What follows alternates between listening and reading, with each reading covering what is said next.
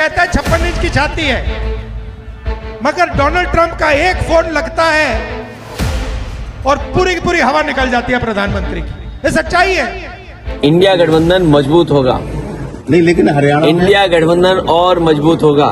नमस्कार दोस्तों, इन दिनों बिहार में गर्मी, तापमान सब कुछ एकदम बढ़ा हुआ है। बढ़ा होने के कारण ये है कि तेजस्वी यादव और राहुल गांधी की वोट अधिकार यात्रा, इस यात्रा ने नीतीश कुमार और बीजेपी को बैकफुट पे ला दिया है। जहां इतने बड़े मुद्दे का जोड़ और उसको काट नहीं निकाल पा रही बीजेपी और इस मुद्दे को डाउन या कम नहीं कर पा रही है, वहीं दूसरी तरफ बिहार में एक और बड़ा चर्चित चेहरा इंडिया गठबंधन का आने वाला है। उस शख्स का नाम है अखिलेश यादव। हम बात करते हैं तेजस्वी यादव के जोश तो पहले से ही माहौल को गरमाए हुए, लेकिन अब एक नया मोड़ आता है। समाजवादी पार्टी के राष्ट्रीय अध्यक्ष 30 अगस्त को जो सुनने में आ रहा है कि 30 अगस्त को छपरा में यात्रा में शामिल होंगे। सवाल ये है कि क्या ये यूपी का इतिहास दोबारा रचने वाले हैं। जिस तरह से राहुल गांधी और अखिलेश यादव ने यूपी के सियासत में लोकसभा चुनाव जब था उस टाइम पर 43 सीटें इंडिया गठबंधन को मिलती है, बीजेपी की कड़ी हार होती है उत्तर प्रदेश में।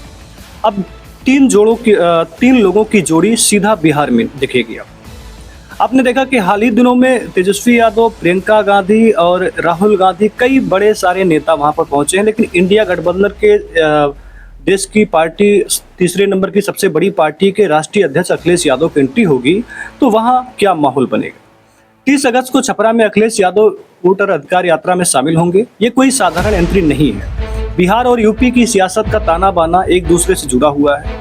दोनों जगह पर जातिगत समीकरण बनता है और इसका चुनाव में असर दिखाई देता है।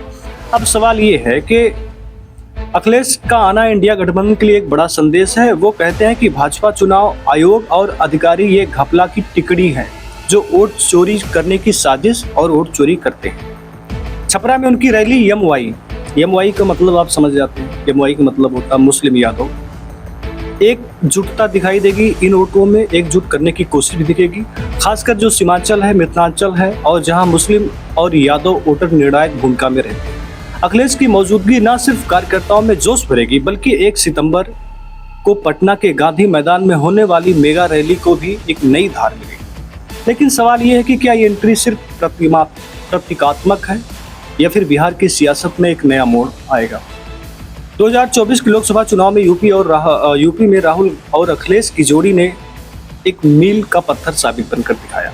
बीजेपी को 400 पार का जो नारा था उसको धराशायी किया, जबकि समाजवादी पार्टी को 37 सीटें और कांग्रेस को 6 सीटें मिली। ऐसे में 33 सीटें सिर्फ बीजेपी को मिली। जहां उत्तर प्रदेश में ये आरोप आया कि ये जो सीटें कम आई है बीजेपी की, ये योगी आदित्यनाथ की है तो इसमें गलती है, तो ये अमित शाह की, कई सारी बातें वहाँ पर निकल आती हैं।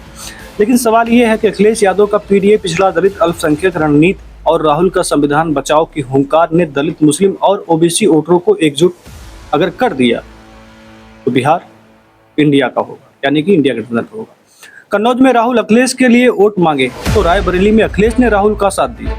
ये जोड़ी सिर्फ मंच तक सीमित नहीं रही बल्कि कार्यकर्ताओं में भी इसका जोश दिखाई दिया। लोकसभा के चुनाव में आपने देखा कि चाहे कांग्रेस के कार्यकर्ता हो चाहे समाजवादी पार्टी के कार्यकर्ता हो, दोनों ने मिलकर काफी मेहनत से और इसके बाद ये सफलता मिली। और यहाँ पर अखिलेश यादव दावा कर रहे थे कि इंडिया गठबंधन के लगभग 50 सीट आती है अगर ये चोरी और ये धांधली ना हुई होती।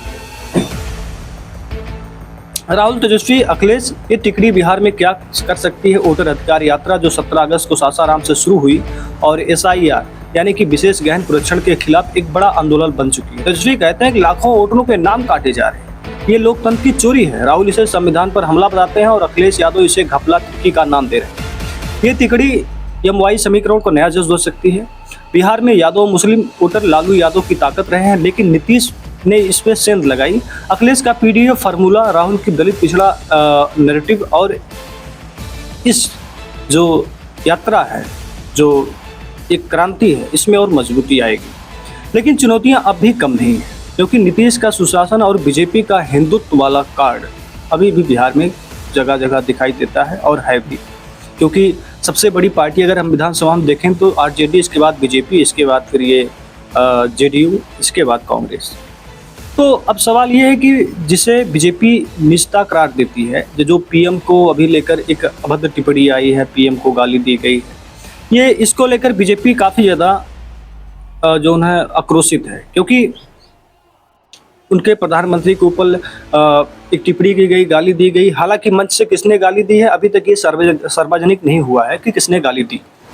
तो दोस्तों, बिहार की सियासत का रंग बदल रहा है। अखिलेश यादव की एंट्री, यूपी में उनकी राहुल और अखिलेश की कामयाबी, और अब राहुल संग तेजस्वी और अखिलेश की टिप्पणी, ये सब 2025 के विधानसभा चुनाव का ट्रेलर है। लेकिन सवाल ये है कि क्या ये टिकड़ी बिहार में MOI समीकरण और 2025 के विधानसभा चुनाव में इसका फायदा मिलेगा या नहीं। वैसे जहाँ तक मेरा अनुमान है, मुझे लगता है कि इंडिया गठबंधन अगर मजबूती से लड़ा तो जो नतीजे उत्तर प्रदेश में आए वही नतीजे बिहार में भी आ सकते हैं। और मुझे लगता है कि अगर कोई अभी तो फिलहाल लगभग 2 महीने से ज़्यादा वक्त है, 2 महीने 5 दिन या 1-2 दिन, लेकिन इसके बाद अभी 2 महीने में अगर कोई बड़ा मुद्दा नहीं आता, बीजेपी कोई बड़ा मुद्दा नहीं लेकर आती है, तो फिर ये जो है इंडिया की जीत मैं मान रहा हूँ अभी फिलहाल के समय में। आपकी जो राय है कौन है जरूर बताइएगा, और ये भी बताइएगा कि अखिलेश यादव और राहुल गांधी तेजस्वी यादव की जोड़ी क्या कमाल कर सकती है बिहार में।